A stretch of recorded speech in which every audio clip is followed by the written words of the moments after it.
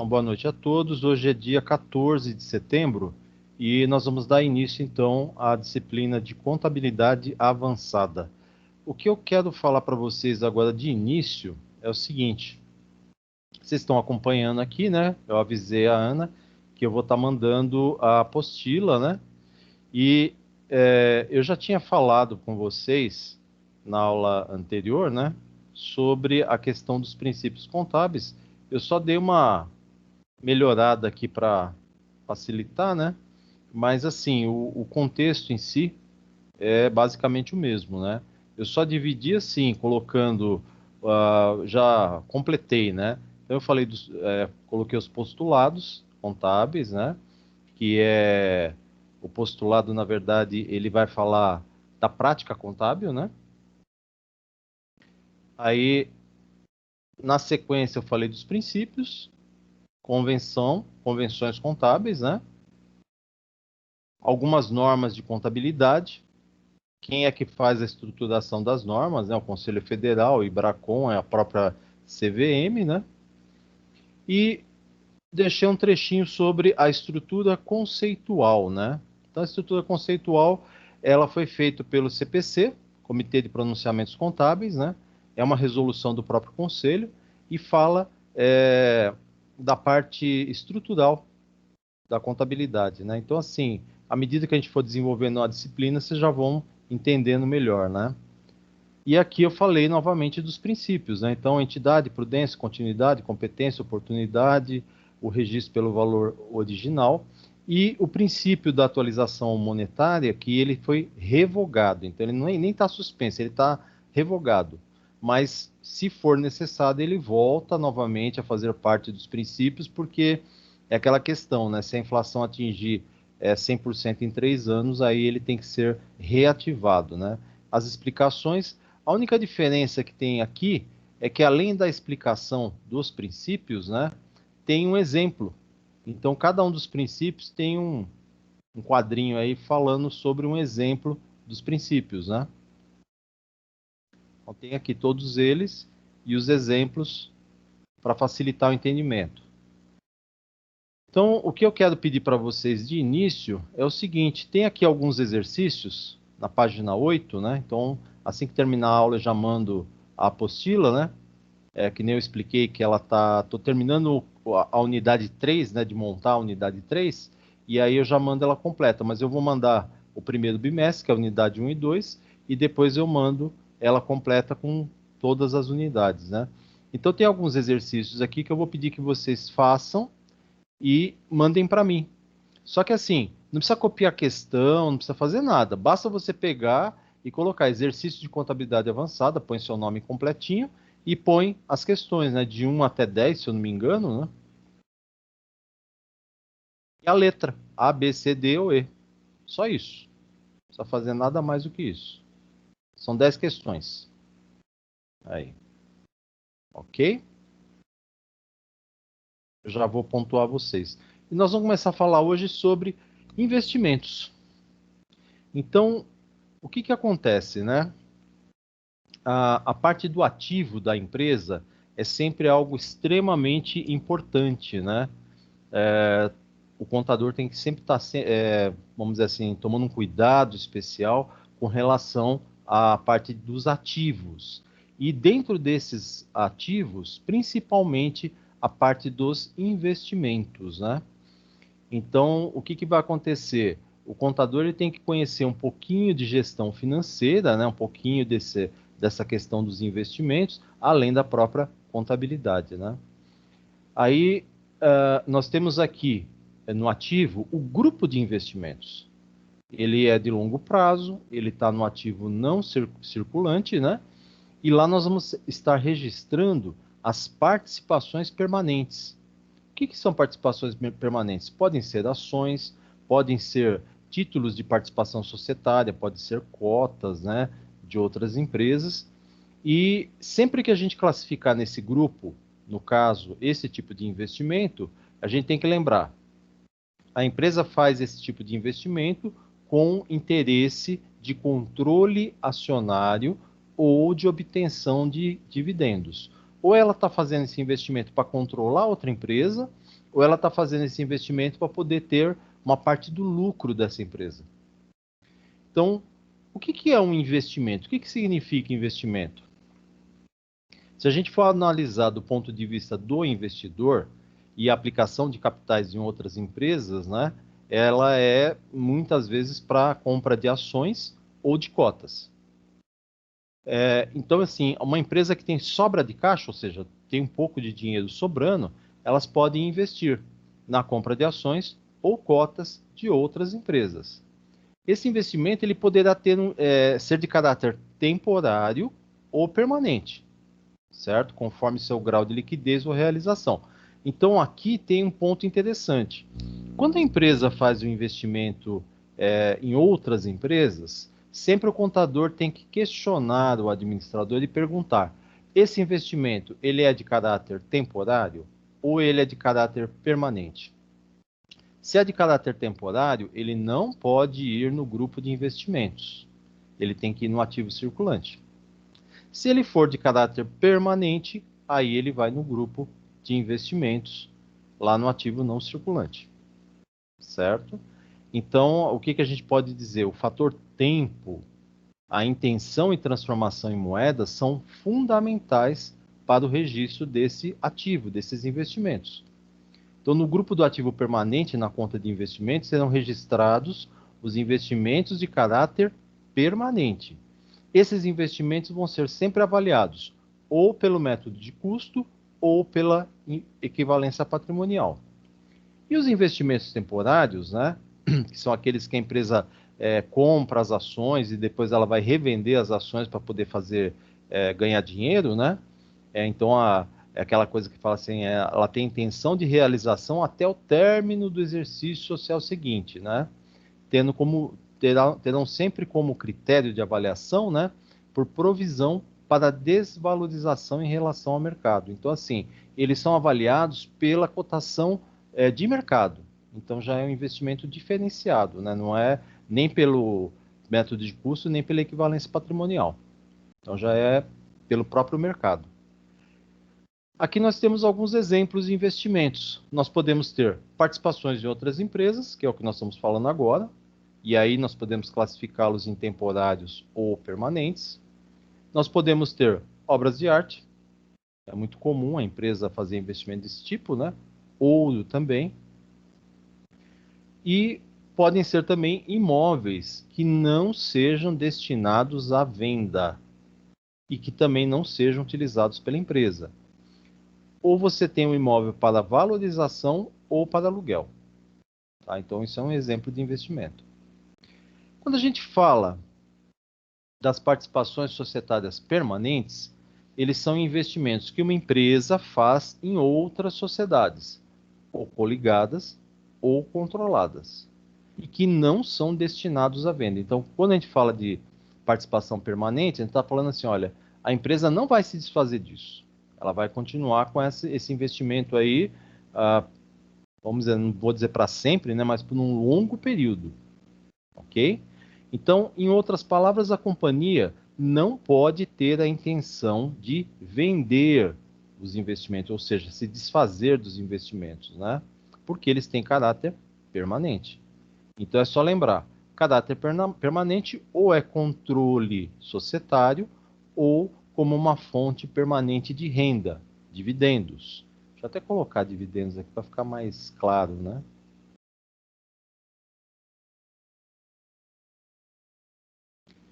Então, basicamente, são considerados participações permanentes e, portanto, estão classificados no ativo não circulante em investimento, participações em coligadas, participações em controladas, participações em empreendimentos controlados em conjunto, outras participações que não sejam temporárias ou especulativas. Então, percebam que quando a gente está falando dessa classificação de investimento, nós estamos falando especificamente de investimento em outras empresas. Ah, então não tem outro tipo? Tem, que nós já falamos. Pode ser ouro, pode ser obras de arte, pode ser imóveis para renda, pode ser outras coisas. Mas especificamente o que dá mais dor de cabeça ou dificuldade de classificação é investimentos em outras empresas. É isso que nós temos que estar atento. Isso que tem que ver como fazer, como classificar, como contabilizar e assim por diante. Então, o que vai acontecer?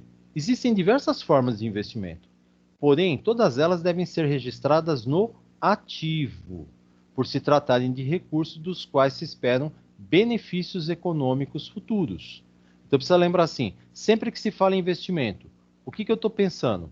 Ou é valorização, ou é controle acionário, vamos dizer no caso de investimento em coligadas e controladas, ou recebimento de dividendos, ou recebimento de aluguéis. Então, ou eu quero renda, ou eu quero controle, ou eu quero dividendos, tá? Primeiro exemplo aqui, né? Aplicações em instrumentos financeiros e em direitos de títulos de crédito. Então, o que vai acontecer? Esse tipo de investimento ele vai ser sempre contabilizado pelo valor justo ou pelo custo amortizado, que é o valor inicial do investimento, acrescido dos juros e outros rendimentos cabíveis. Então, neste caso, ajustado ao valor provável de realização, se esse valor for menor. Tá? É um exemplo. O que a gente vai estar tratando aqui? Investimentos relevantes em coligadas e controladas, incluindo as joint ventures. Então, neste caso específico, precisa gravar bem isso, sempre nós vamos estar avaliando pelo método da equivalência patrimonial, ou seja, com base no valor do patrimônio líquido da coligada ou da controlada, sempre proporcionalmente à participação acionária, ou seja, quando eu faço investimento, eu verifico, no momento do investimento, quantos por cento eu tenho do capital da empresa investida? Eu tenho 30%. À medida que a empresa vai evoluindo, apresentando novos resultados, fechando os próximos balanços, esse patrimônio líquido da empresa investida vai aumentando. Só que, a partir do momento que eu fiz o investimento, eu vou ter sempre 30% do PL, do patrimônio líquido da empresa investida. Certo? Então, bastante cuidado. E tem um detalhe interessante. Quando a gente faz investimento em controlada, ou seja, é a empresa que eu tenho controle, eu tenho a maior parte do capital com direito a voto, eu tenho a obrigação de fazer a consolidação do balanço. Então, eu, como empresa investidora, tenho que consolidar o balanço. Então, eu tenho que fazer a publicação do meu balanço isolado e também o balanço consolidado, ou seja, o meu balanço mais o balanço das empresas que eu controlo. Tá? Isso é obrigatório pela lei das SAs. Outros investimentos societários. Então, é igual aos instrumentos financeiros, esse primeiro que nós falamos aqui. Tá? Não pode mais ao custo. Então, sempre tem que fazer pelo valor justo aliás, só pelo valor justo, desculpa. Outros investimentos. Ao custo menos estimativas de reconhecimento de perdas permanentes. Então, se propriedade para investimento, pode ser ao valor justo. Aí vamos falar assim, mas o que é valor justo? É o valor que, a gente fala valor de mercado. Por que valor de mercado? Eu estou disposto a pagar R$10. A outra empresa quer me vender o investimento por R$15. Então, não forma negociação. Aí eu falo, não, tudo bem, olha, por 15 não, mas por 12 eu compro. Aí a outra empresa fala, tudo bem, eu queria 15, mas por 12 eu vendo. Então, R$12 é o valor justo. É o valor que fechou a negociação.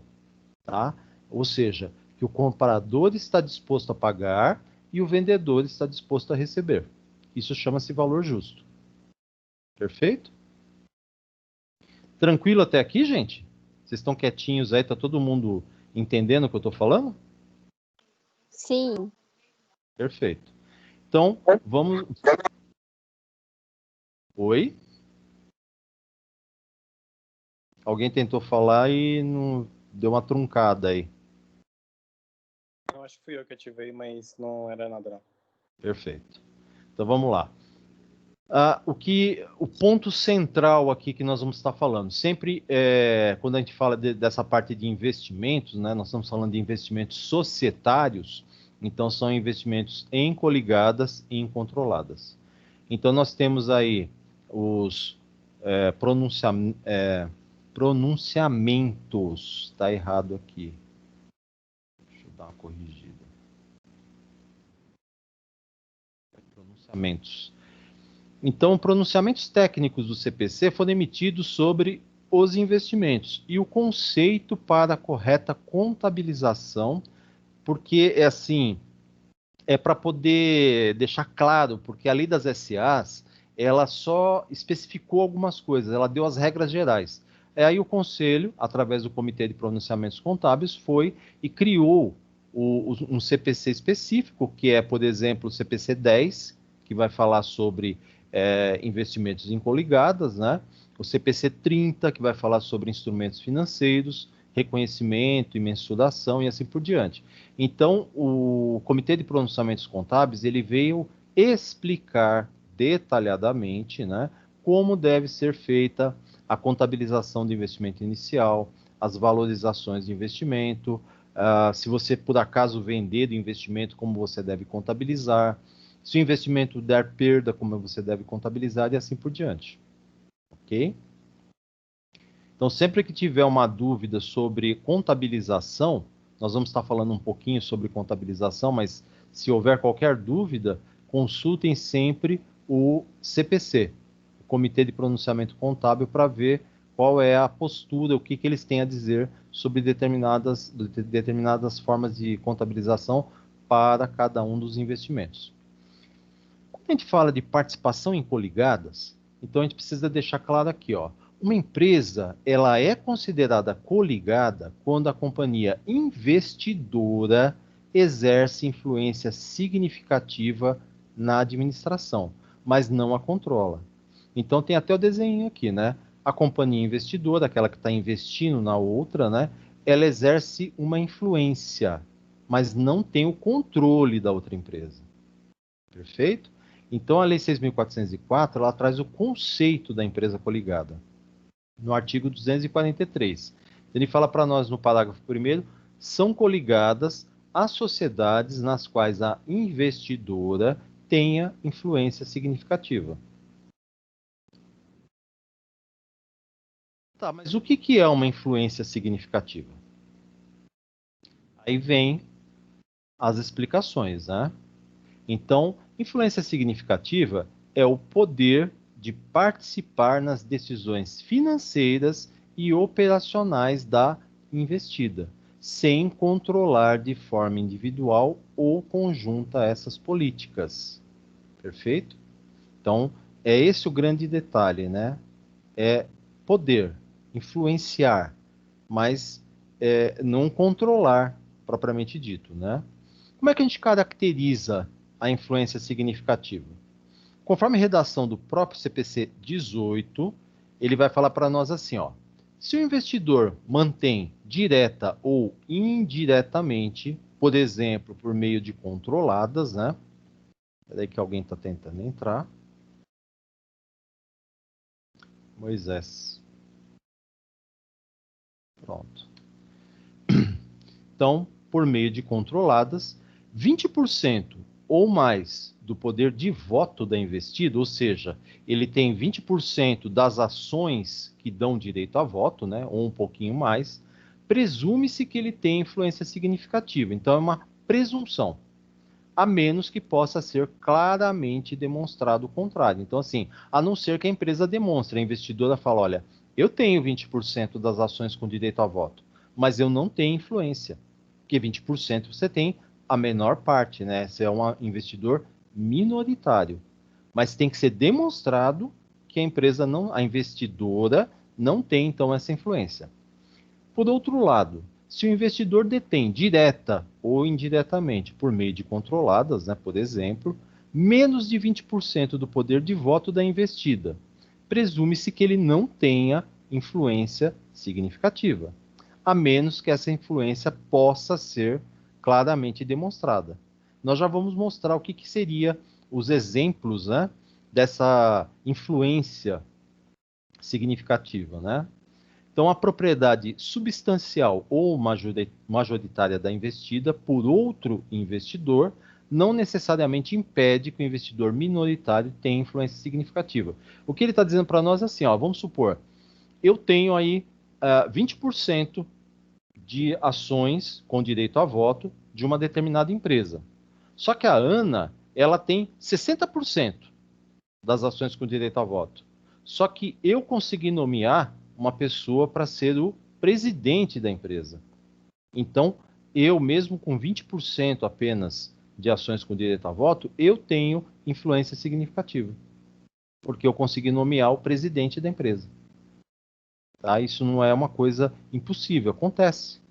Então, é um exemplo de influência significativa. Aí vem as questões aqui, né? Os tópicos, né? A existência de influência significativa por investidor, geralmente ela é evidenciada por um ou mais das seguintes formas. Então, letra A, representação no conselho de administração ou na diretoria da investida. Então, se eu conseguir colocar uma pessoa no conselho de administração ou na diretoria da empresa que eu investi, eu tenho influência significativa.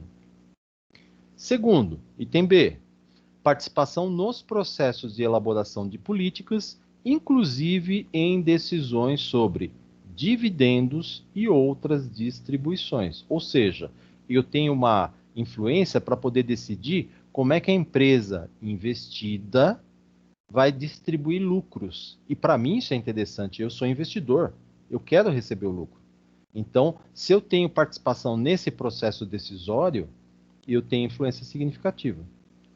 Letra C, operações materiais entre o investidor e a investida. Então, existem negociações, ou seja, a investidora e a investida, as empresas no caso, elas têm operações entre si.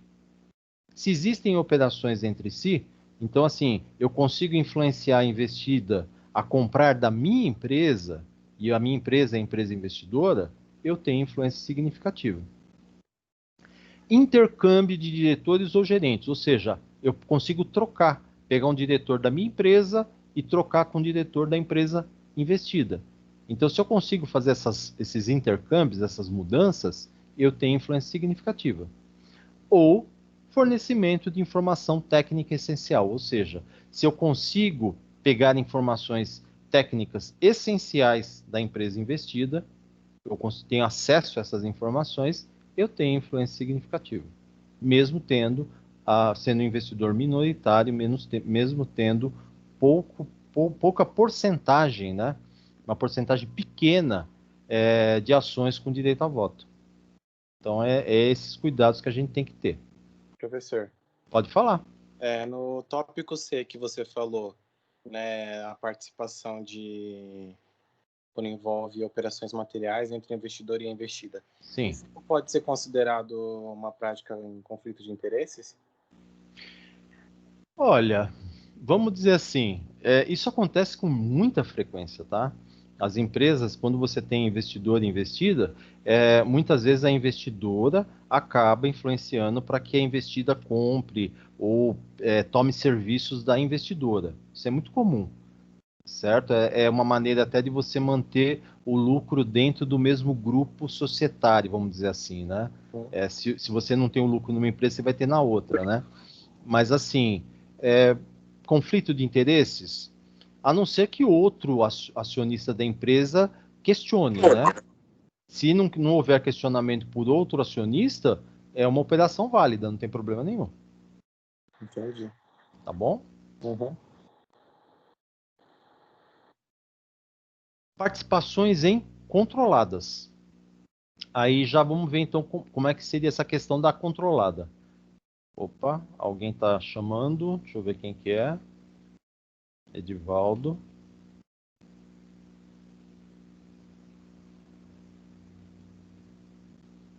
Pronto. Então, participações incontroladas. Uma empresa, ela é considerada controlada. Boa noite. Quando a companhia investidora direta ou indiretamente for titular de mais de 50% do capital votante da investida, certo? Então, aqui está, vamos dizer assim, o ponto principal. Como é que eu sei que a diferença entre uma controlada e uma coligada? Se eu tiver a maior parte do capital votante, eu sou o investidor majoritário, então é uma empresa controlada. Eu mando na empresa. Tudo bem? Então, essa maior parte do capital votante assegura de modo permanente o poder sobre todas as deliberações sociais da empresa investida, certo? Por exemplo, se eu tenho mais de 50% do capital votante da investida, eu consigo eleger a maioria dos membros da diretoria e do conselho de administração. Então, se falar assim, olha, a diretoria tem 5 diretores, eu consigo eleger 3. Se o conselho de administração tiver 7 pessoas, eu consigo eleger 4. Então eu fico com a maioria. E aí eles vão fazer as coisas da forma como eu quero, né? Porque precisa lembrar que tem esse detalhe, né? Se o diretor não tiver, vamos dizer assim, tendo um desempenho satisfatório, eu posso trocar. É um direito meu, eu sou sócio majoritário. Ou se o conselho de administração não tiver conduzindo as políticas globais da empresa do jeito que eu quero, eu posso trocar também os membros do conselho. Outro ponto importante é que, sendo o majoritário, eu posso tomar as principais decisões acerca dos negócios da organização. Então, a empresa investidora, quando ela tem investimento majoritário numa investida, que ela, no caso, seria uma controlada, né? Ela consegue tomar todas as decisões principais acerca dos negócios da outra empresa.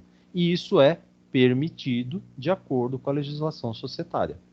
É só pensar assim, é sempre pela quantidade de votos. Se eu tenho a maior parte das ações com direito a voto, eu mando na empresa. Tá?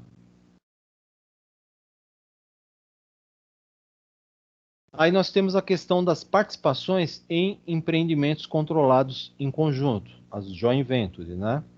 E o CPC 19, Comitê de Pronunciamento Técnico, Contábil Técnico 19, ele fala para nós, olha, controle conjunto é o compartilhamento contratualmente convencionado do controle de negócio, que existe somente quando decisões sobre as atividades relevantes exigem o consentimento unânime das partes que compartilham o controle. Então, no caso de uma joint venture, o que vai acontecer? As empresas que fazem parte desse empreendimento controlado em conjunto, elas têm que ter entre si acordado já, ou seja, lá no preto no branco, no contrato, né, que só vai tomar uma decisão ou só vai fazer determinada coisa que seja muito importante se a maioria ou a unanimidade de todos os investidores concordarem com aquela decisão. Perfeito? Então tem que tomar bastante cuidado porque é diferente, né? Então, o empreendimento controlado em conjunto, que é uma joint venture, é um negócio em conjunto, segundo o qual as partes que detêm o controle conjunto do negócio têm direitos sobre os ativos líquidos do negócio. Então, essas partes são denominadas sempre de empreendedores em conjunto. Então, eu volto a falar para vocês, exemplos de joint venture, nós temos aí essas formações de consórcios, né, para construção de metrô, de rodoanel, de pontes, né, coisas muito grandiosas que necessitam de empresas que tenham muito recurso, não só recurso financeiro, mas recurso técnico, recurso de know-how e assim por diante. Então, às vezes, uma empresa sozinha não consegue, eles montam um consórcio, ou seja, uma joint venture, para poder trabalhar, para ganhar uma concorrência ou para poder fazer uma obra que é muito grandiosa e assim por diante. Tá? Caiu aqui. Outras participações que não sejam temporárias ou especulativas. Mesmo que o investimento em ações de outra companhia possa ser alienado, ou seja, vendido, né? De forma geral, as participações feitas voluntariamente que tenham por objetivo ampliar, complementar ou diversificar as atividades da empresa investidora são consideradas permanentes. Então vamos pensar o seguinte, olha, eu posso vender as ações, mas eu estou fazendo esse investimento porque eu quero diversificar a minha atuação. Eu quero ter participações em outras empresas, não como controle acionário ou coisa semelhante, mas eu quero ter, nem é pelos dividendos às vezes, mas porque assim, são empresas que estão atuando em segmentos que eu não atuo, a minha empresa não atua, mas que eu acho que são empreendimentos que vão ter um sucesso muito grande no futuro não muito longo, né? Ou seja, daqui mais algum tempo vai ter um grande sucesso. Então eu quero ter uma participação nisso. Então eu vou estar fazendo isso aí para diversificar a atuação da minha empresa. Tem que lembrar que muitas vezes a investidora ela é uma holding, ou seja, ela não produz nada, ela não comercializa nada. Ela é uma empresa criada exclusivamente para administrar outras empresas. Então, quando a gente fala holding, ela é a administradora do grupo. É a empresa que administra todas as demais empresas de um mesmo grupo empresarial. E aí, qual que é o objetivo da holding? É diversificar, é ampliar, como é que a gente pode dizer? Às vezes dominar um segmento ou aumentar a participação em um determinado segmento e assim por diante, né? Então, o foco dela é estar fazendo isso, comprando ações, comprando participações, fazendo isso, fazendo aquilo para expandir o império daquele grupo econômico, né? Para estar comprando mais empresas, estar expandindo, diversificando e assim por diante. E aí, se é esse o objetivo da empresa, dessa holding no caso, esses investimentos também serão considerados permanentes. Então, ele ainda destaca aqui, né? O foco não é o rendimento decorrente da valorização do investimento, mas sim a melhoria da condição operacional da empresa investidora ou do resultado produzido pela empresa investida. Vamos pensar, por exemplo, o seguinte, eu tenho uma empresa, eu sou dono de uma empresa aí, um grande laboratório de produtos médicos, um laboratório que desenvolve aí, que nem agora, vacinas, remédios, não sei o que e tal. Só que assim, o foco da minha empresa é fazer remédios, por exemplo, como comprimidos, blister, sachês, etc, etc. Eu não tenho ainda o know-how para produção, por exemplo, de medicamentos injetáveis ou vacinas, por exemplo. Aí a empresa vislumbra, né? Nesse momento ela tem dinheiro, ela vislumbra que daqui por diante, daqui para frente, vai ser necessário produzir muita vacina, muita coisas desse tipo para combater não só a pandemia que nós estamos vivenciando agora, né? Mas talvez outras coisas futuras. Então ela vai e compra ações de uma empresa que seja específica de produção de vacinas. Então, é um laboratório específico só para a produção de vacinas. Que nem nós temos aí, só que são laboratórios públicos, né? Butantan, Fiocruz, Biomanguinhos, assim por diante. Mas ela vai e compra uma empresa particular. E aí o que vai acontecer? Ela conseguiu diversificar, mesmo segmento médico, segmento de medicina, né? Medicina humana, mas ela conseguiu diversificar a sua atuação. Então agora ela tem participação numa empresa que também produz vacinas, que era uma coisa que a nossa empresa principal não fazia. Não tinha know-how, não tinha tecnologia para isso. Tá? Então, talvez seja um foco diferente aí para os investimentos que a gente está vendo até agora, né? E a participação temporária, né? Então, participação temporária são aplicações que, independente do prazo, a empresa só quer rendimentos. Tá? Então, ela não está pensando assim, quero controle acionário, eu quero mandar, eu quero tomar decisões na empresa que eu estou investindo, nada disso. Ela só quer rendimentos. Normalmente, essas aplicações são realizadas através de bolsa de valores. Perfeito? Vai lá, compra as ações, a hora que você achou que ganhou o suficiente, você pode vender. Perfeito?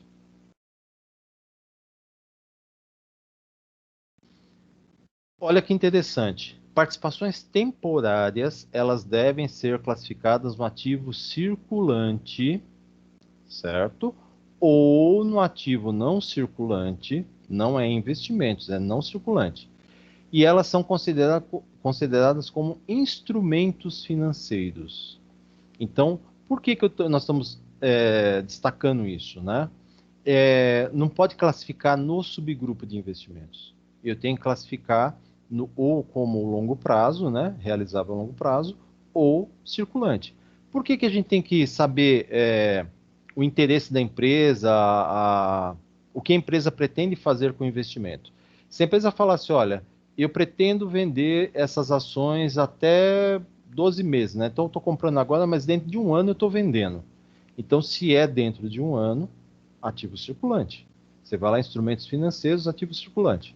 Se ela fala assim, olha, eu estou comprando essas ações, mas eu pretendo vendê-la daqui 2 anos, 3 anos. Então, é realizável a longo prazo, instrumentos financeiros. Porque ela já manifestou o interesse de vender. Ela só vai esperar uma rentabilidade apropriada. Tá? É isso. E aí tem um CPC exclusivo para falar disso, né? Ele vai falar para nós assim, olha, o CPC 39, ele vai falar, instrumento financeiro é qualquer contrato que dê origem a um ativo financeiro para a entidade e a um passivo financeiro ou instrumento patrimonial para a entidade. Então, isso é um instrumento financeiro. Aí você vai falar assim, mas o que é um ativo financeiro? Então, ativo financeiro é qualquer ativo que seja caixa, então dinheiro, né? Instrumento patrimonial de outra entidade ou um direito contratual. Então, o que a gente pode dizer disso? De receber caixa ou outro ativo financeiro da entidade. Então, o que é direito contratual? Eu tenho direito de receber algum valor, ou eu tenho direito de receber um ativo financeiro de outra empresa. Ou eu também tenho, né, o direito contratual de trocar ativos financeiros ou passivos financeiros com a entidade sob condições potencialmente favoráveis. Então, se eu tenho esse direito contratual, eu só vou trocar se for vantajoso para mim. Eu posso trocar um ativo financeiro que eu tenho por outro da outra empresa, mediante um contrato, né? Um direito contratual, e quando eu pegar esse ativo financeiro, potencialmente eu vou estar tendo uma rentabilidade maior. Pelo menos é essa a intenção. Também pode ser um contrato que seja ou possa vir a ser liquidado por instrumentos patrimoniais da própria entidade. Então, vamos ver o que é isso, né? Não é um derivativo no qual a entidade é ou pode ser obrigada a receber um número variável de instrumentos patrimoniais da própria entidade. Quando a gente fala derivativo, eu estou falando assim, normalmente derivativo ele é um instrumento financeiro ou um ativo financeiro, um título financeiro do mercado financeiro, que ele deriva, ou seja, ele é baseado na rentabilidade de outro ativo financeiro. Então ele fala assim, olha, eu não quero investir em ouro, porque o ouro, quando você investe em ouro, você compra o ouro, né? Você compra os lingotes de ouro, a cautela de ouro, né? Você vai ter que manter isso guardado num banco, porque não dá para você trazer isso para sua empresa, né? Então você tem que guardar ele, custodiar ele num banco, e aí você tem que pagar para o banco, né? Esse aluguel, vamos dizer assim, do cofre para guardar o ouro. Mas você pode investir num derivativo de ouro. O que é um derivativo de ouro? É um instrumento financeiro baseado na rentabilidade do ouro. Então, não é que você está comprando ouro, você está investindo na rentabilidade do ouro. Então, aí você pode negociar sem ter a preocupação de ter que pagar o aluguel do cofre do banco para guardar o ouro que você comprou. Porque, na verdade, você não está comprando ouro, você está investindo num papel, vamos dizer assim, né? Que não é um papel propriamente físico, né? É sempre escritural, mas que é baseado na rentabilidade do ouro. E aí você pode ter aí um monte de derivativo. Nós temos derivativos baseados em commodities, né? Todas as commodities, soja, arroz, feijão, boi gordo, milho e assim por diante, né? E aí você vai falar para mim assim, mas eu não trabalho no agronegócio, minha empresa não tem nada a ver com agronegócio, não tem problema. De repente você fala assim, olha, o mercado aí está tão bagunçado, né, mercado econômico, eu vou investir num derivativo de soja, porque eu acho que vai ter uma quebra na soja, a soja vai ficar mais cara para o ano que vem, e aí eu vou ganhar com a rentabilidade desse derivativo. Então eu estou apostando que a soja vai ficar mais cara. E aí eu compro um derivativo baseado na rentabilidade da soja. Certo? E aí vamos ver o que acontece, né? Nem sempre dá certo, mas é uma forma de investimento. Então, continuando, né? Um derivativo que será ou poderá ser liquidado de outra forma que não pela troca montante fixo de caixa ou por outro ativo financeiro. Ele está falando assim, olha, que não pode, que não seja pelo dinheiro, né? Ou seja, recebendo dinheiro ou trocando um ativo financeiro. Vamos pensar da seguinte maneira, né? Nós temos aí, muitas vezes, no mercado da Bolsa, né, da B3, pessoas comprando... faz tempo que eu não mexo com essas coisas, mas assim, vamos supor que a pessoa fala assim, olha, eu estou investindo em milho, tá? Então, eu estou comprando milho, ou não, comprando não, vendendo. Vendendo milho para 2021, janeiro de 2021. Então, eu vou vender 20 toneladas de milho. Então, eu estou investindo, fazendo um investimento num derivativo de milho. Só que eu não tenho milho para vender. Minha empresa não tem isso, certo? Se chegar lá na frente, em janeiro de 2021, certo? E o valor do milho estiver mais alto do que eu havia especulado, né? Que eu sou um especulador. O que vai acontecer? Eu vou no mercado, compro o milho, entrego para quem, se eu vendi, alguém comprou de mim, né? Entrego para aquele que comprou e fecho o contrato, recebo o valor, tá? Desculpa. Se o milho tiver mais baixo, né? Então vamos supor, eu falei, ó, vou vender por 10, sei lá, 10 mil a tonelada, né? Que deve ser um valor baixo ainda. Aí, chegou em janeiro, o valor do milho, em vez de estar 10 mil a tonelada, tá 6. Eu vou no mercado, compro dos produtores o milho que eu preciso e entrego para o comprador, tá? Então eu ganho dinheiro. Agora, se chegou lá, ao invés dos 10 que eu havia feito a opção lá, no caso o derivativo, eu fiz a opção de venda por 10 mil a tonelada, tiver valendo 12 mil, né, valendo bem mais do que isso, né? O valor do mercado está o valor está superaquecido, né? Então o que vai acontecer? Eu vou perder dinheiro, porque eu vou ter que comprar por 12 e entregar por 10, tá? Então por isso que tem que tomar cuidado com esse tipo de investimento, né? Que só quem realmente conhece o mercado é que consegue ganhar dinheiro com isso, né? Então não dá para você ficar brincando com isso aí. São instrumentos financeiros que tem que tomar bastante cuidado, né? Então, para esse propósito, né, esse tipo de propósito aqui, os instrumentos patrimoniais da própria entidade não incluem os instrumentos financeiros com opção de venda classificado como instrumentos patrimoniais, né? Ele está dizendo para nós assim, olha, a sua empresa, para poder mexer com esse tipo de instrumentos aqui, com esse tipo de investimentos, ela tem que tomar cuidado, porque se eu for uma empresa que tenha aquele tipo de produto para negociar, né? Ou seja, se eu tenho milho, se eu tenho soja, se eu tenho todas as commodities aí negociáveis em mercado, ou ouro, né? Aí eu posso ficar fazendo esse tipo de investimento. Por quê? Eu tenho o produto, certo? Se eu não tenho o produto, eu tenho que conseguir o produto, porque a B3 não perdoa. Se você fez a opção de vender, você tem que entregar o produto na data combinada. E se você fez a opção de comprar, você pode até deixar de comprar, mas você perde o valor que você já deu de entrada.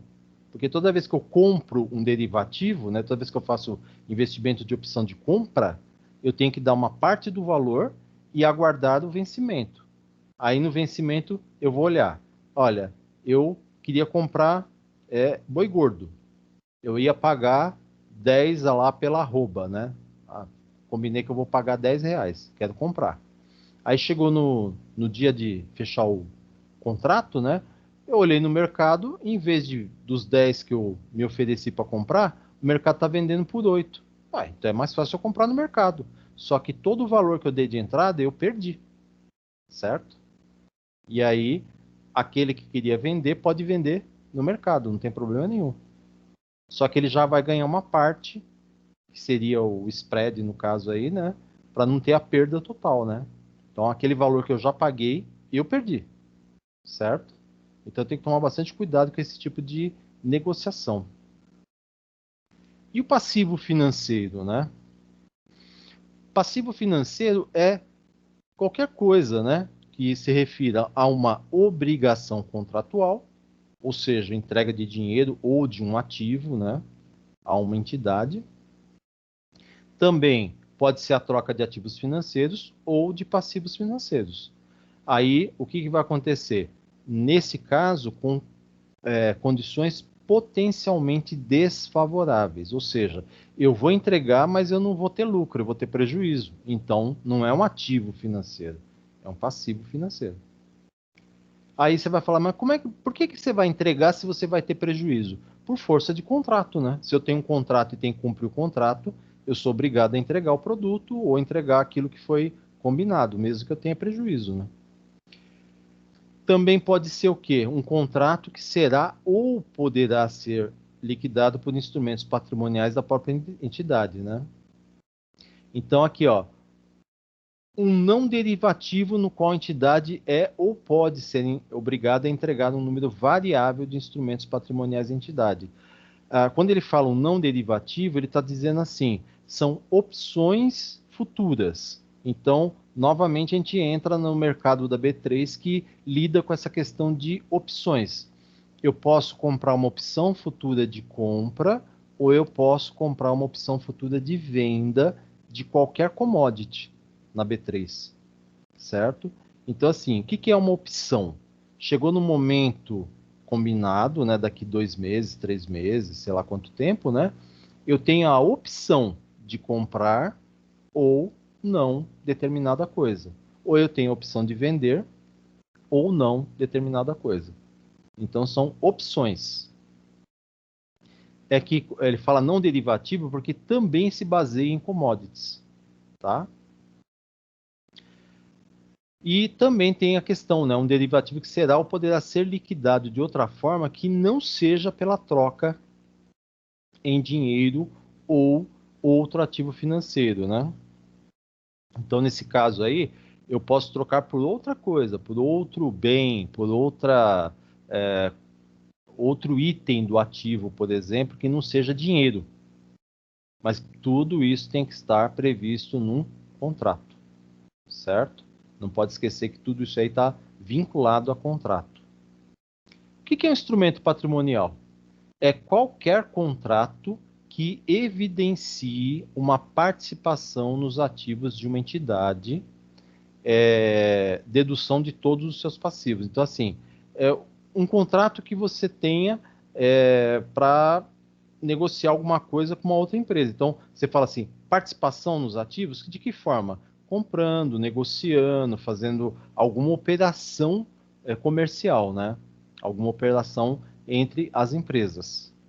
Perfeito? Aí nós vamos falar um pouquinho da forma de avaliação.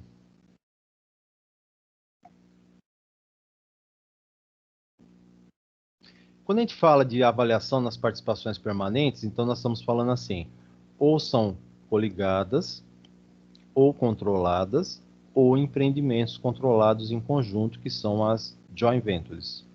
E aí, o que vai acontecer? A forma de avaliação é definida pelo CPC 46, que é o pronunciamento técnico, né, do CPC número 46. E aí, o que ele vai falar para nós, né? Tem 3 formas de avaliação. A primeira é pelo método de equivalência patrimonial, que é o MEP. a sigla MEP. O segundo, o método de custo de aquisição, ou só como a gente fala, método de custo. E o terceiro, valor justo. Tá?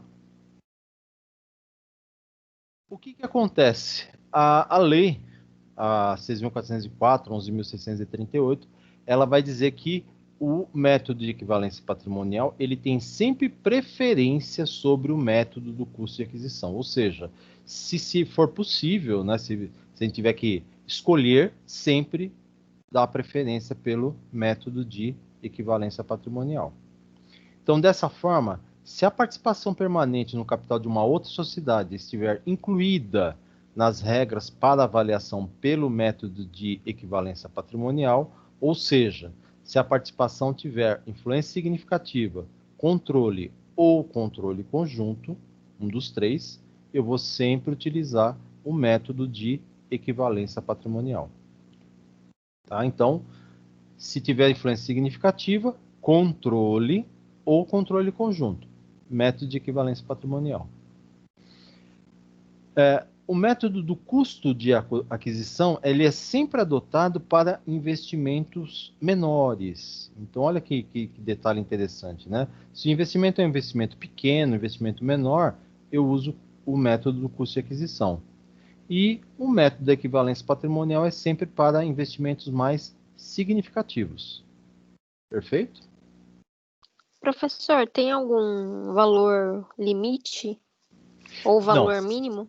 A gente sempre vai pensar em termos de percentual do capital investido, o capital da empresa investida. Sempre isso. Tá? Então, você fala assim para mim, olha, eu estou investindo numa empresa, eu quero receber dividendo dela, tal, só que eu estou investindo, eu fui fazer a conta lá quando eu fiz o investimento, eu tenho 5% do capital da empresa. Então, você não é o majoritário. 5% você não manda na empresa. Não é coligada, porque você não tem, por exemplo, influência significativa, certo? Então, é apenas um investimento pequeno, 5% do capital é um investimento pequeno, então você vai fazer pelo método do custo de aquisição. Então, é sempre porcentagens, não é por valor, valor monetário, no caso, né? Eu tenho que ver quantos por cento do capital da investida eu tenho no momento do investimento. Tá Beleza? bom, obrigada. Nada. Então vamos falar primeiro do método de custo.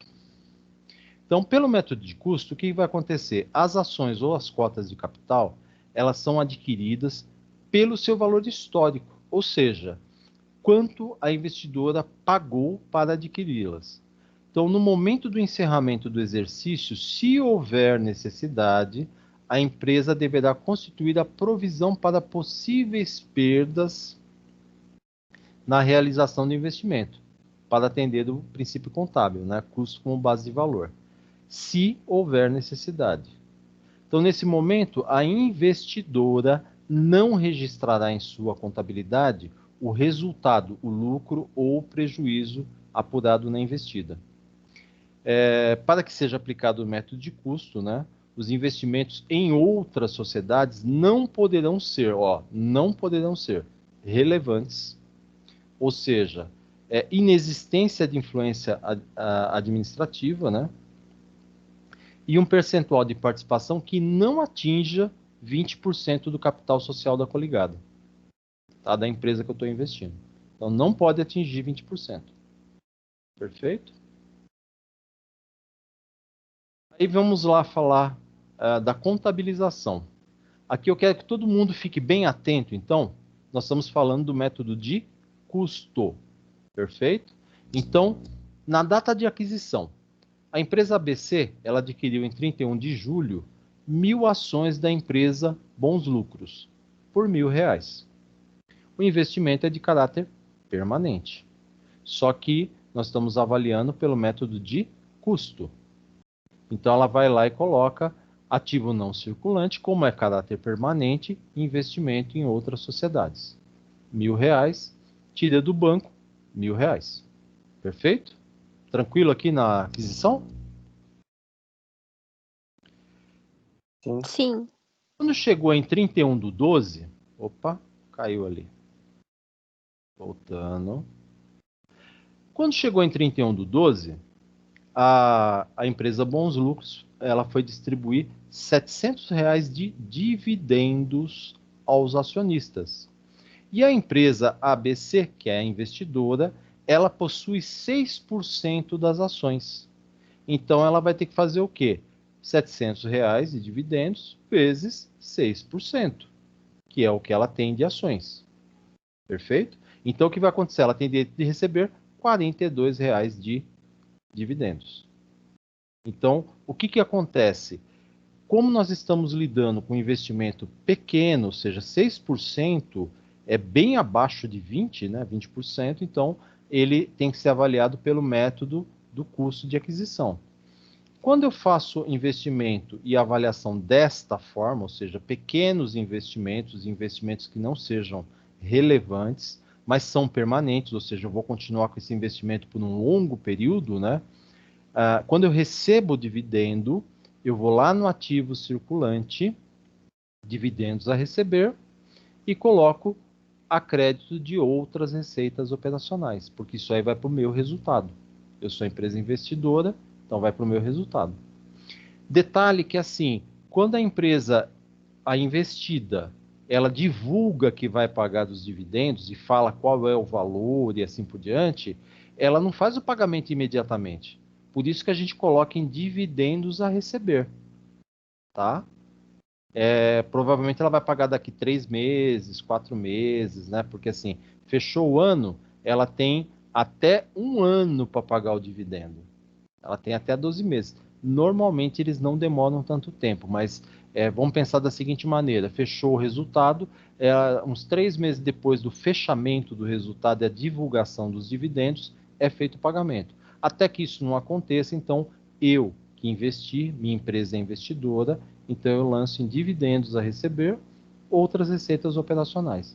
Quando eu receber efetivamente, aí entra ou no banco ou no caixa, e eu zero a conta dividendos a receber. Tudo bem? É o caso aqui, ó. Lançamento do recebimento. Então, depois que pagaram efetivamente o dividendo, eu vou lá, debito caixa, credito dividendos a receber, some. E aí o dinheiro entrou para minha empresa. O detalhe aqui é que, pelo método de custo, o valor dos dividendos não passa pela conta de investimentos lá no ativo permanente, tá? Vocês vão perceber que pelo método da equivalência patrimonial é uma outra classificação, uma outra forma de lançamento.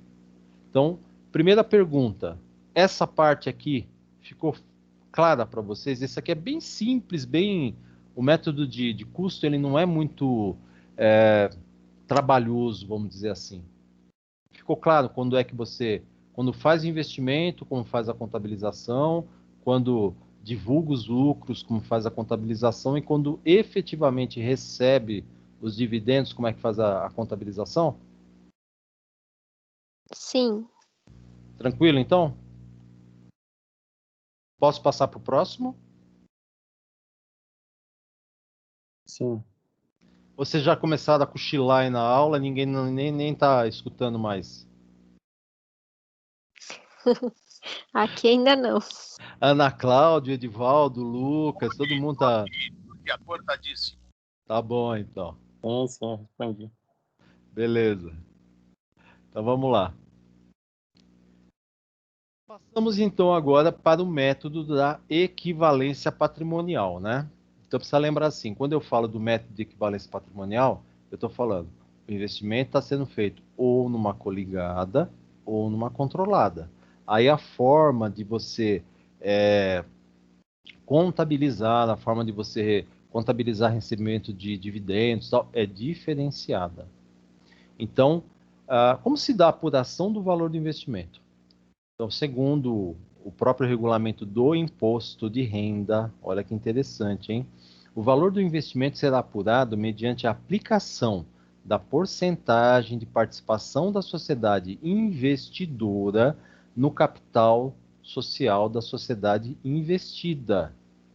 Certo? Então, ó, porcentagem de participação da sociedade investidora no capital social da sociedade investida.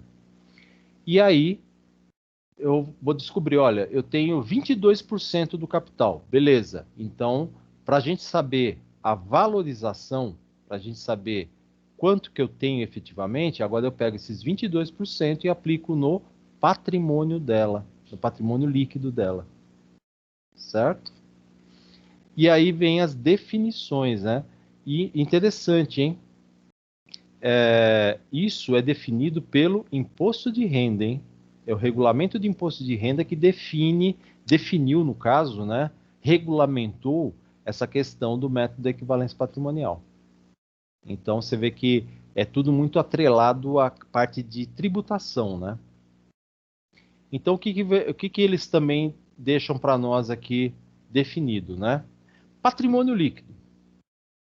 O patrimônio líquido da sociedade investida será determinado com base em balanço patrimonial ou um balancete de verificação levantado na mesma data do balanço do contribuinte ou até 2 meses no máximo antes dessa data, com observância da lei comercial, inclusive quanto à dedução das participações no resultado e da provisão para imposto de renda.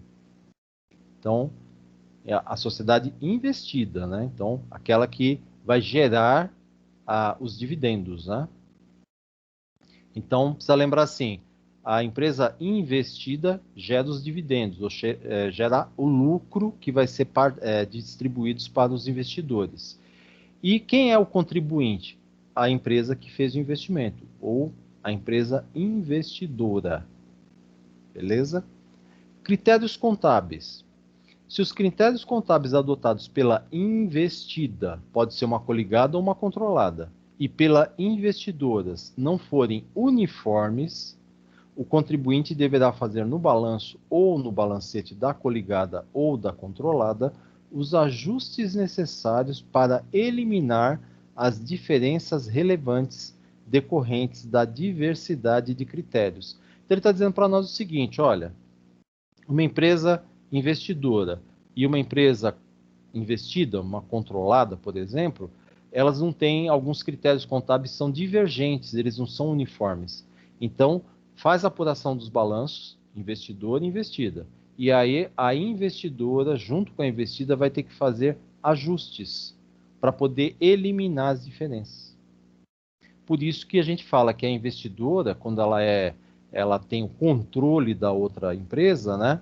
Ela padroniza plano de contas, padroniza informações contábeis, padroniza procedimentos de lançamentos e assim por diante, para evitar depois ter que fazer esses ajustes quando for apresentar os balanços. Tá? Balanço da investida. O balanço ou o balancete da investida, pode ser uma coligada ou uma controlada, levantado em data anterior ao balanço da investida. Engraçado, isso é do imposto de renda e acho que está errado esse negócio. Da investidora deve ser. Deverá ser ajustado para registrar os efeitos relevantes de fatos extraordinários ocorridos no período. O que ele quer dizer para nós aqui é assim, ó. Aconteceu alguma coisa muito relevante, mas que não é uma coisa normal, né? Que não é uma coisa rotineira, então eu vou ter que ajustar, eu vou ter que mostrar isso aí de uma forma melhor, né? Para especificar melhor. Prazo. O prazo de 2 meses mencionado no item anterior aplica-se aos balanços ou balancetes de verificação das sociedades que a coligada ou a controlada participe, direta ou indiretamente, com investimentos relevantes que devam ser avaliados pelo valor de patrimônio líquido, para registrar os efeitos relevantes de fatos extraordinários ocorridos no período. Então ele está dizendo assim, se ocorrer alguma coisa, né, que vai mexer nesse patrimônio líquido, vai mexer nessa rentabilidade, eu vou ter que então fazer esses ajustes, né? Eu vou ter que fazer como é que eu posso dizer, esse acerto, né? E finaliza com o valor do investimento do contribuinte. O valor do investimento do contribuinte será determinado Então, no caso, a investidora, né, o valor que ela fez na outra empresa, mediante aplicação sobre o valor de patrimônio líquido ajustado de acordo com os procedimentos anteriores, da percentagem ou porcentagem da participação do contribuinte no capital da coligada ou controlada. Então, sempre a gente vai verificar, quando eu fizer o investimento, quantos por cento eu tenho do capital da minha empresa coligada ou controlada, tá? Então, vai falar, eu tenho 40% do capital, beleza. No momento que eu for verificar o método de equivalência patrimonial, para saber agora quanto rentabilizou, quanto eu ganhei, quanto que eu tenho direito, eu vou pegar os 40% no momento do meu investimento e aplicar no patrimônio líquido atual.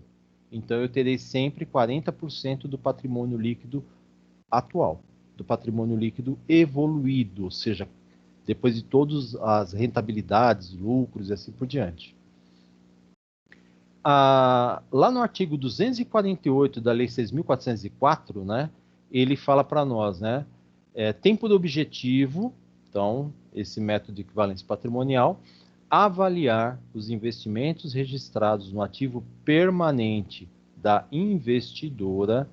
Aqui, como é antigo, a gente vai colocar aqui, ó, vamos corrigir aqui que isso aqui é coisa antiga. Ativo não circula. Investimentos. Precisa lembrar que a Lei 6.404 é de 1976. Então, a nomenclatura atual não é mais ativo permanente, é sim ativo não circulante e investimentos. De acordo com o aumento ou diminuição do patrimônio líquido da investida em uma determinada data. Então, vamos pensar o seguinte, pode acontecer, eu fiz o investimento sei lá, nós estamos em 2020, fiz um investimento em janeiro, beleza. Então, janeiro de 2020 eu investi numa empresa e no momento que eu fiz o investimento, foi feito então a verificação e eu possuía naquele momento 40% do capital social dessa empresa. 40% é uma quantidade significativa, né? Investimento relevante. E eu quero manter o investimento. Então, eu quero. Esse aí é classificado como investimento permanente. Quando chegar agora no final de 2020, pode acontecer, devido a toda a pandemia, devido à quarentena, devido a um monte de coisa, que ao invés de um lucro, a empresa tem um grandioso prejuízo. E aí o patrimônio líquido, em vez de aumentar, ele pode diminuir. Mesmo havendo diminuição, precisa lembrar, eu continuo tendo 40%, só que agora é do patrimônio líquido.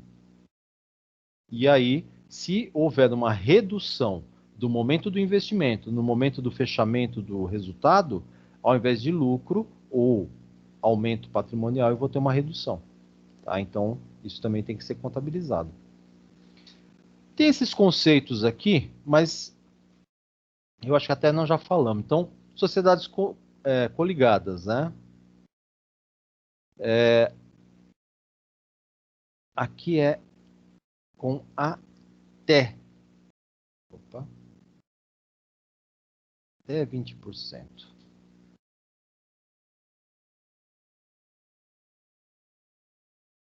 Uma correçãozinha aqui, peraí. Pronto. Então, a investidora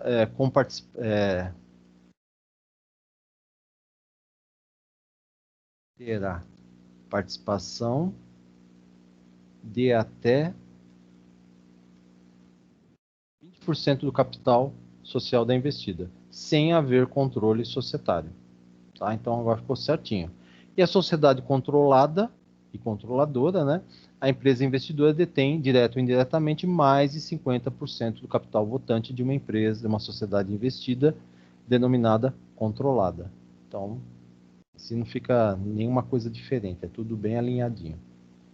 Agora vamos falar da contabilização do investimento, sempre trabalhando investimento permanente e, nesse caso, critério de valorização pelo método da equivalência patrimonial. Então, novamente, a empresa ABC, ela fez o investimento, só que agora ela tem 50% das ações da empresa Bom Lucro, né? E ela pagou por esse investimento R$ 1.000. O investimento é de caráter permanente. Então, é de caráter permanente, eu vou lançar ativo não circulante e investimentos em outras sociedades, tá? Esse subgrupo é o próprio investimentos. R$ 1.000, tirei do banco, R$ 1.000. Da mesma forma que nós fizemos o primeiro lá, né? Bem semelhante ao primeiro. O que vai acontecer? A empresa Bom Lucro, ela obteve o lucro em 31/12, né? No valor de R$ 700. E o patrimônio líquido dela foi de R$ 2.700. Então, pela avaliação, pelo método de equivalência patrimonial, a investidora deverá registrar o ganho numa conta de receita operacional. Então, olha aqui, ó, R$ 700, que é o dividendo, 50%. Então, ela ganhou 350. Aí, o que acontece? Eu tenho que colocar isso aqui nos investimentos. Não é em outro lugar. Olha aqui, ó. Tá vendo a diferença? Vai para a receita, só que aumenta investimentos. Aqui no caso, o que vai acontecer? Você não pode mexer no investimento propriamente dito. Então, você vai colocar numa conta de ajuste, né? Ajuste de investimentos, alguma coisa assim. Lembrando que eu não posso colocar... Oh, meu pai.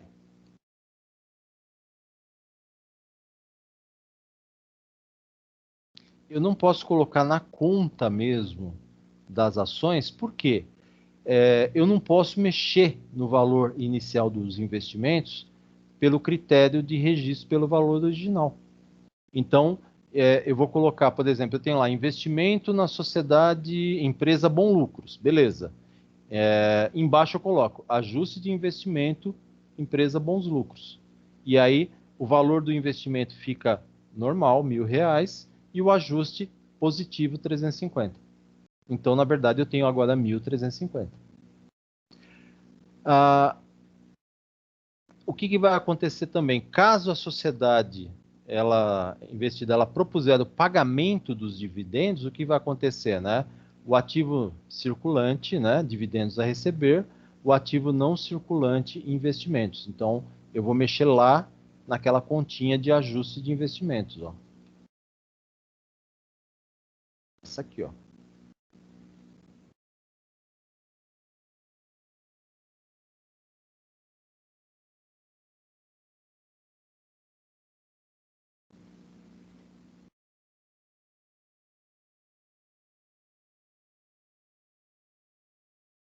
Pronto. Aí vem a questão do ágio e deságio, né? Sempre que a gente fala do método de equivalência patrimonial, eu tenho que estar observando isso. Quando os investimentos são realizados pelo método de equivalência patrimonial, pode acontecer, não é sempre que acontece, mas pode acontecer de surgir ágio ou deságio, que representam o excesso ou a deficiência, a falta, né, o valor menor entre o valor pago na aquisição das ações em relação ao valor patrimonial das ações, tá? O que é valor patrimonial das ações? Eu pego o total do patrimônio líquido, divido pela quantidade de ações que a empresa tem, que a empresa emitiu, e chego no valor patrimonial. Então, vamos supor que o valor patrimonial de uma empresa seja R$ 10 por ação. Beleza, esse é o valor patrimonial. Então, R$ 10 vezes o número de ações dá o total do patrimônio líquido dessa empresa. Só que as ações dessa empresa estão negociadas em bolsa por R$ 15. Então, se eu vender uma ação por R$ 15, eu tenho um ágio, porque o valor patrimonial dela é 10, mas eu consegui vender por 15. Ou seja, eu estou ganhando mais do que o valor patrimonial dela. Pode acontecer também do valor do mercado, o valor da bolsa, ser 9.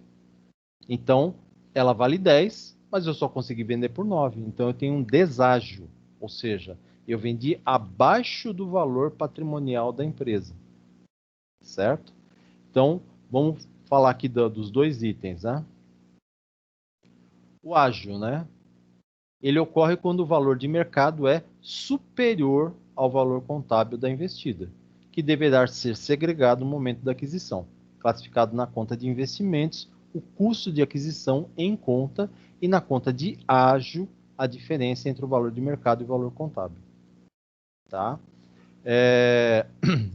Nós temos diversas fundamentações para isso, né? Por que acontece o ágio? Por que acontece o deságio, né?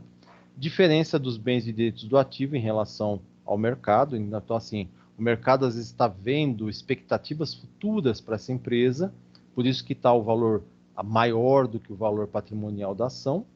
Podem ser lucros futuros, pode ser fundo de comércio, né? Fundo de comércio é a expectativa de clientela ou o gosto da clientela pelaquela empresa e assim por diante, né? Ou outras fundamentações econômicas. E aí nessas outras vai entrar inflação, mercado internacional, concorrência, descoberta de um produto inovador, ixi, um monte de coisa. Vamos ver daqui um exemplo. No dia 1º de janeiro, a empresa Bons Lucros ela adquiriu 55% das ações do capital social da empresa ABC, pelo valor de 180 mil. O PL da empresa ABC ele estava no valor de 280 mil. Então, a gente fala assim, olha, o preço de custo, o preço que eu paguei, 180. Qual que era o valor patrimonial? Tá?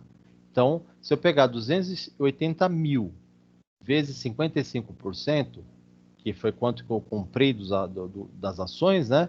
Eu chego no valor de 154 mil. Tudo bem? Então, o que vai acontecer? Eu paguei a mais do valor patrimonial. Eu paguei com valor superior. Eu paguei com ágio. Certo? Então, o que acontece, né? No dia 1º de janeiro, né, os seguintes valores dos ativos da empresa, em ABC, em relação ao mercado. Então, vamos ver se é por causa disso aqui. Ó. Eu tinha estoque, a empresa ABC tinha estoque. O valor de mercado dos estoques era 20 mil. O valor contábil era 15 mil. Então, aí já tinha uma diferença de 5. Os imóveis, no valor de mercado, valiam 60. Só que o valor contábil, que é o valor de registro normal, estava em 50, ou seja, também tinha uma diferença de 10 mil. Os terrenos da empresa, no valor de mercado, valiam 65 mil. E o valor contábil estava registrado por 50 mil. Aí também uma diferença de 15 mil. Então aqui nós já temos 25, 30 mil de diferença entre o valor contábil e o valor de mercado de alguns elementos do ativo da empresa, né? O que vai acontecer aqui, ó? Nossa, comi o S aqui. Pronto. Quanto que eu paguei na aquisição das ações? 180. Qual o valor contábil das ações? Então, 280 vezes 55%, 154. Quanto que eu paguei em excesso? 26 mil. Tá? A diferença entre o valor de mercado e o valor contábil. Ó. O estoque. Deixa eu baixar aqui. O estoque, então, a diferença era 5 mil. 55% de 5 mil, 2.750. Os imóveis, diferença de 10 mil. 55% de 10 mil, 5.500.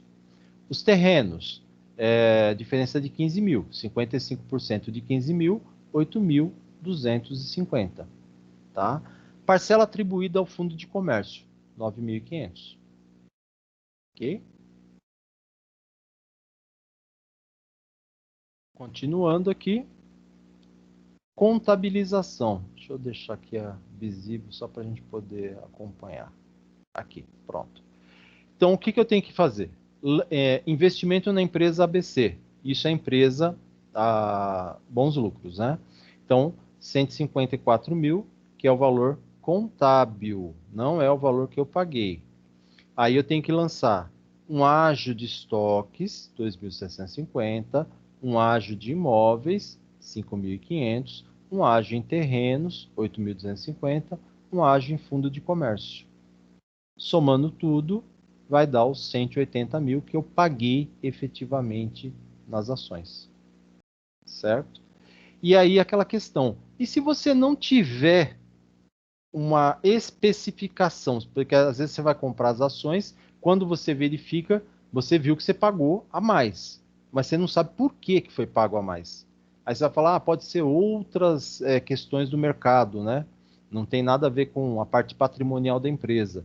Então você pode colocar simplesmente ágio em investimentos em ações. Ponto final. Põe o valor total da diferença, os 26 mil que você pagou a mais, e fechou o lançamento. Então, o investimento é o valor contábil. O ágio é o valor que você pagou a mais. Tá? E o valor que sai do banco é o valor total que você pagou na aquisição das ações. Perfeito aqui? Entenderam o raciocínio ou não? Sim. Sim? Pode somar, vocês vão ver que o 2.750, o 5.500, o 8.250 e o 9.500 vai dar os 26 mil que nós pagamos a mais, que é o ágio das ações. Tá bom? E aí nós temos o próximo item, que seria o deságio.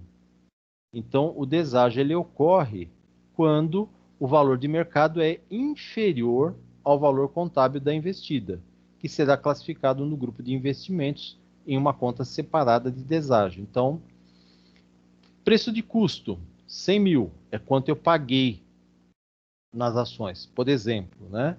Aí, o valor patrimonial é 165. Por quê? É 55% de 300 mil, um exemplo. Então, o que vai acontecer?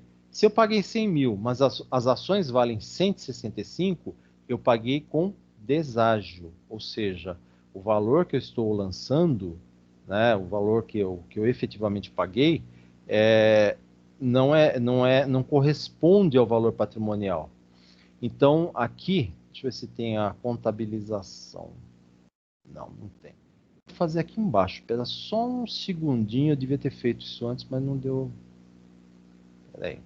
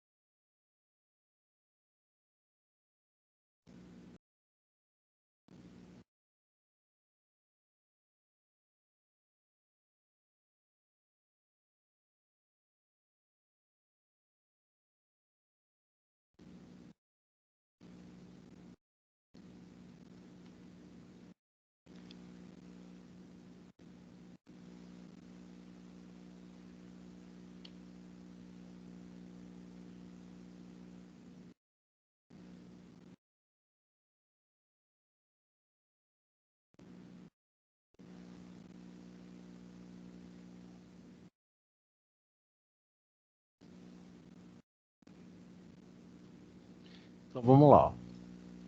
O investimento foi de 165 mil. Perfeito? Só porque é o valor patrimonial da empresa. Só que houve um deságio de 65 mil. Está até em negativo. Ó. Ele vai logo abaixo da conta investimentos na empresa. E o crédito de 100 mil em banco, que foi o valor efetivamente pago. Então, 100 a crédito do banco, mais 100 do deságio, 165. Débito, 165 investimentos na empresa ABC. Ok? Esse é o exemplo de como contabilizar o deságio. Entenderam aqui? Sim. Sim? Outro exemplo, né? Mesma coisa, olha. Nós estamos comprando 55% das ações, pagamos 100 mil, só que o patrimônio líquido é 300, né? E aí nós estamos vendo aqui algumas diferenças, né? Então, olha lá, o valor dos estoques, o valor contábil está registrado com 20, só que o valor de mercado é 15. Eu vou até colocar aqui negativo para ficar mais fácil de entender.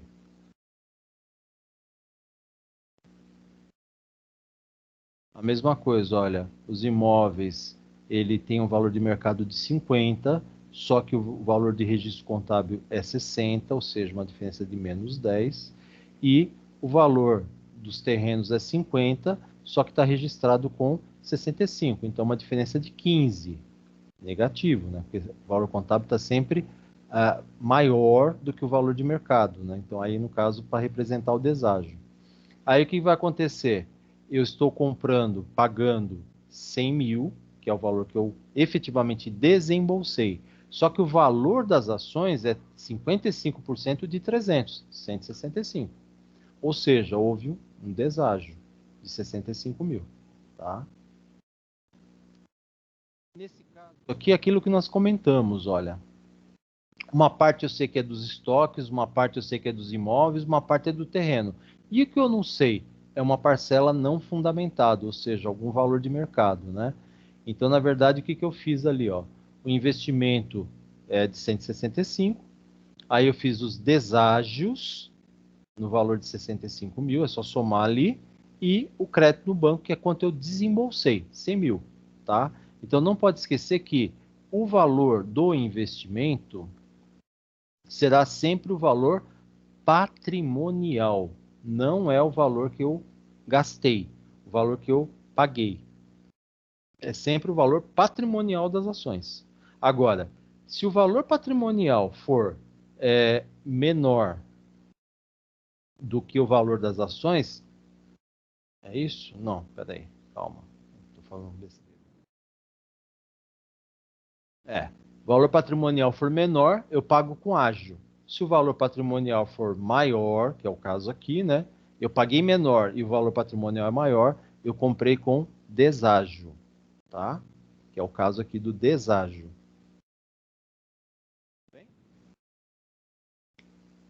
Que nem eu falei para vocês, olha, aqui está mostrando o deságio separado item a item. Esse exemplo que eu fiz aqui em cima, ó, que eu mostrei para vocês aqui, ó, eu estou fazendo, ó, 165, deságio de investimento 65, crédito do banco 100 mil. Então, debitei 165, que é o valor patrimonial das ações, o deságio, ou seja, o valor que eu paguei a menor, né, 65, e o banco, o valor desembolsado, 100 mil. Então, 65 a crédito, mais 100 mil a crédito, 165. Investimento de 165 na empresa. Tudo bem? Exemplo 2, que esse monte de valor aqui pode confundir um pouco a cabeça. E ali eu já fiz ele bem simplesinho, né? Sem muita coisa. E lucros não realizados. Aí o que vai acontecer? As operações realizadas entre empresas coligadas e controladas, né? Quando acontecer de uma empresa que é coligada e controlada tiver operação em conjunto, ou seja, uma vende para outra, uma compra da outra, né? Nós temos que eliminar os lucros ainda não realizados. Então vamos supor o seguinte: eu sou empresa investidora, vendi mercadoria para a empresa investida. A empresa investida, no decorrer do ano, vendeu todas as mercadorias, todas, não sobrou nada. Então, o que acontece? Eu não preciso fazer eliminação de nenhuma operação, porque já foram realizados os lucros. Eu vendi as mercadorias, a empresa investida também já vendeu e não sobrou nada. Agora, imagine se sobrar alguma coisa daquele produto que foi vendido para a investida e ela não conseguiu vender ainda. Então, é um lucro que não foi realizado, ou seja, a mercadoria está lá para ser vendida ainda. Se acontecer isso, eu tenho que fazer a eliminação dessa parte que não foi vendida, para não afetar a consolidação das demonstrações financeiras. Ok? Mas isso é um pouquinho mais para frente, né? Tá muito complicado aí? Não. Agora, eu vou falar um pouquinho dessa parte de reconhecimento inicial.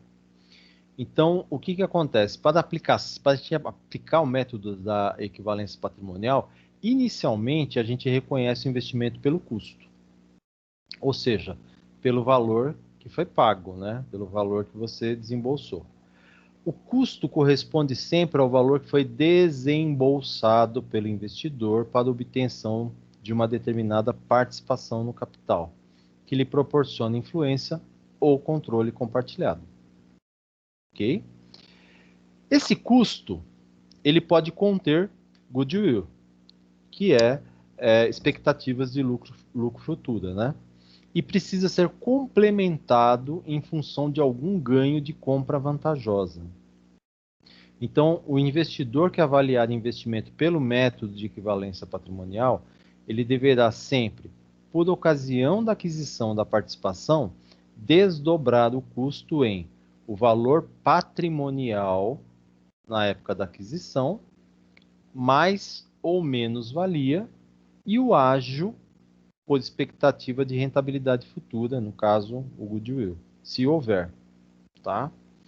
Aí vocês vão falar para mim, mas como assim, né? Eu vou de novo aqui, ó, pegar esse exemplo aqui, eu vou voltar lá em cima e pegar um exemplo, ó.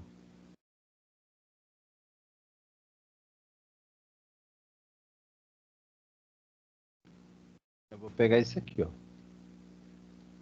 Vou voltar lá de novo. Opa, será que eu já passei?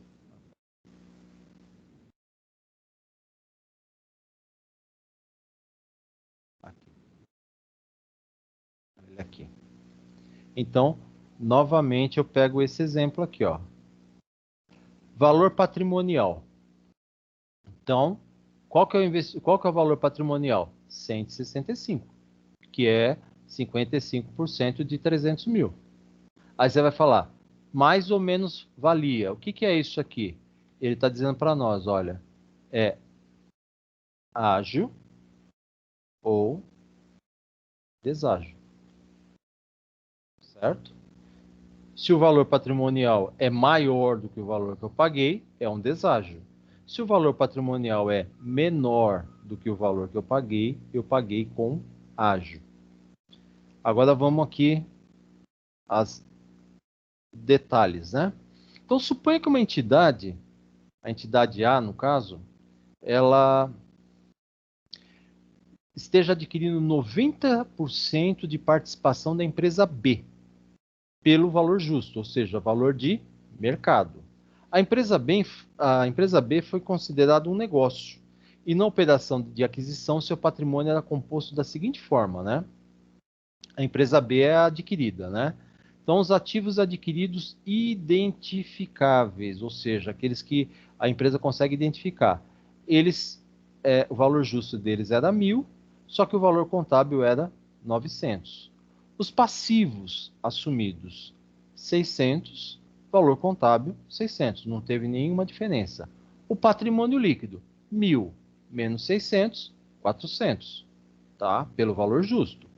O valor contábil, 900 menos 600, 300, tá? Valor contábil. Então, a participação na investida foi de 90%. O valor justo dos ativos líquidos, que é ativo menos passivo, é calculado de acordo com essa participação. Então, valor justo proporcional dos ativos líquidos, 90% de R$400. Ou seja, eu vou ter uma participação de R$360. O valor contábil também deve ser considerado com a participação relativa a 90%. Então, 90% de 300 mil, que é o valor contábil, né? 900 menos 600, dá 270. Tá? E aí vamos ver, então, o que vai acontecer. Para verificarmos a ocorrência de mais ou menos valia, nós temos que fazer o cálculo, né? Então, o que a gente vai fazer? Valor justo menos valor proporcional do PL. Valor justo proporcional menos valor proporcional do PL. Então, valor justo 360, valor proporcional do PL 270. Então, 360 menos 270, 90. Lembrando que esses valores é esses daqui que nós acabamos de mostrar, tá? 90% de 400, 90% de 300. Ok? Então, eu tenho aí uma diferença de 90. Então, quando subtraímos o valor proporcional do PL do valor justo proporcional, obtivemos um valor positivo. Então, significa que houve mais-valia. Então, para verificarmos a ocorrência do goodwill, ou ganho por compra vantajosa, né, por lucro futuro, alguma coisa assim, o que nós vamos fazer? O goodwill, ou ganho por compra vantajosa, né, seria a contraprestação menos o valor justo proporcional dos ativos líquidos. Então, nesse caso, vai ser 360 menos 360. Vamos ver lá em cima de novo para poder checar esses valores? 360 é 90% de 400, né? E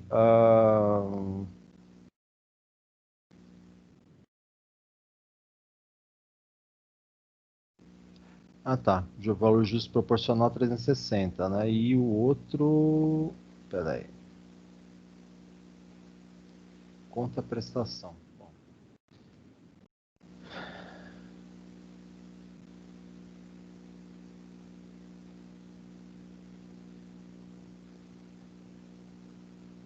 Professor, aí seria o que foi pago e o valor justo?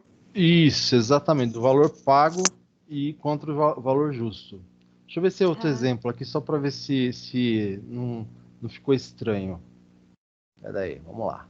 Suponha que a entidade A também esteja adquirindo 80% de participação da empresa B, pelo valor justo proporcional. Então, aí de novo, verificando os valores. Olha lá. A empresa B, ativos identificáveis, valor justo 1.000, valor contábil 1.200. Aí o valor contábil já está maior. Passivos assumidos, valor justo 600, valor contábil 700. Patrimônio líquido, 1.000 menos 600, 400. Valor contábil, 1.200 menos 700, 500. Então, a participação na investida foi de 80%.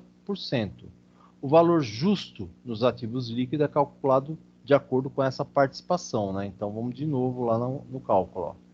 80% de 400, 320, que é o valor justo. E aí o PL, que é o valor contábil, 80% de 500, R$400. Aqui vai dar menos-valia, né? Ó. 320, que é o valor justo, menos os 400, que é o valor contábil, menos 80. Aí deu menos-valia. Tá? Eu vou checar esse último item aqui, que é 320 menos 320, o outro lá que deu... cadê o outro? 360 menos 360, que até eu já estou meio confuso com isso aqui. Depois eu explico só essa partezinha aqui. O que eu precisava falar para vocês daqui?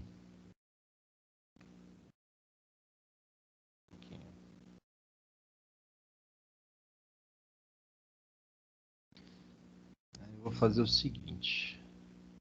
Isso aqui está quase no fim. Tem só mais uns...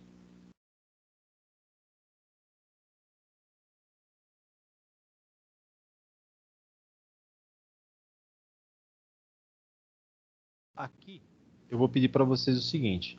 Eu falei para vocês fazerem aquele primeiro exercício na página 8. E aqui tem mais uns exercícios de múltipla escolha. Só que, por favor, vocês me marquem a página, tá? Porque como a numeração dos exercícios começa de novo 1, 2, 3, 4, né? Então aqui acho que são só 5, se eu não me engano. Isso, olha lá. São 5. Então vocês vão fazer para mim os 10 da página 8 e os 5 da página 31. Ele começa aqui, ó. Tá? Então, na realidade, vocês vão fazer 15 exercícios para mim. E aí, a semana que vem, eu complemento faço esse fechamento dessa explicação, que tem um outro exercício aqui, que daí eu já peço para vocês fazerem esse exercício, que é com base no fechamento dessa explicação. Combinado? Lembrando que eu vou passar isso aqui para Ana, não é isso? É isso. A Ana Beatriz, não é isso? Certo. Não errei, não, né? Não, tá certo. Então tá bom. Aí, só lembrando vocês um detalhezinho. Então, assim, essa apostila vai ser mandada a unidade 1 e a unidade 2, ou seja, o primeiro bimestre. Mas, assim, provavelmente ainda essa semana eu já mando de novo, dizendo, olha, agora estou enviando a apostila completa. Por quê? Eu só estou terminando os detalhes da unidade 3. A unidade 4 está pronta.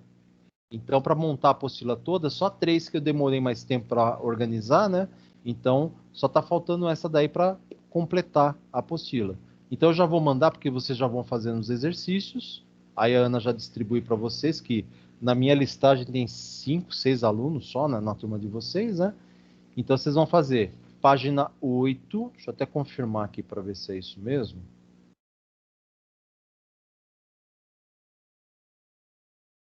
Só um segundinho.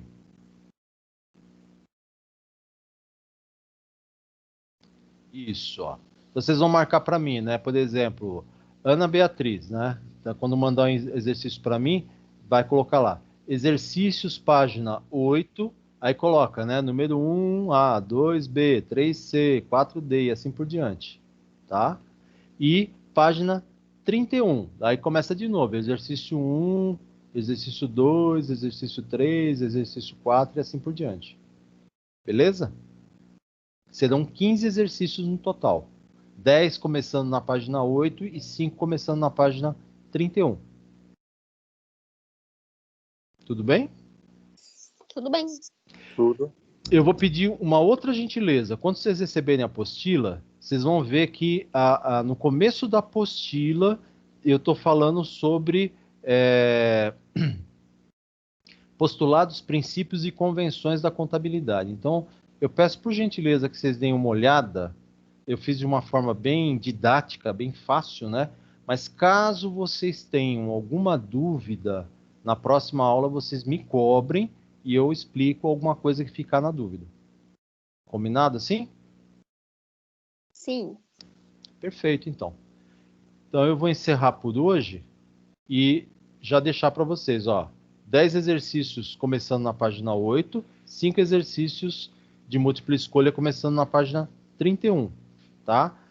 Que nem eu falei, põe o nome de vocês, pode ser, tem aluno que está fazendo assim, escreve no caderno, né? Por exemplo, pega o caderno, põe lá, Edivaldo, então escreve Edivaldo, Santiago, põe lá, página 8, daí começa 1A, 2B, 3C, Página 31, 1A, 2B, 3C, tira uma foto e manda para mim no e-mail. Ou pode responder no Word, mas não precisa copiar a questão. É só colocar 1, letra A, 2, letra B, 3, letra C. Só isso. Tudo bem? Beleza. Para não ter aquele problema de falar, professor, mas eu copiei a questão. Não, não precisa copiar a questão. Só põe a resposta. Tá? Professor, esse já é para segunda, certo? Até segunda. Isso, até segunda. Ok. Então, vocês podem fazer final de semana, mandar na segunda-feira de manhã tal, porque tá valendo que eu vou estar conferindo e pontuando para vocês. Fechou? Tudo bem. Tá bom, então. Eu vou terminar, eu vou subir o vídeo para o YouTube e depois já mando para a Ana e ela amanhã distribui para vocês. Tá? Então, obrigado por hoje. Espero que tenha valido a pena a aula e aguardo vocês aí. Vocês ainda têm aula comigo essa semana, não tem? Sim, na quinta. Quinta-feira. Então, quinta-feira estaremos juntos novamente. Tá certo. Boa noite, professor. Boa noite. Beleza, valeu, professor. Boa noite. Boa noite. Falou, professor. Boa noite. Boa noite.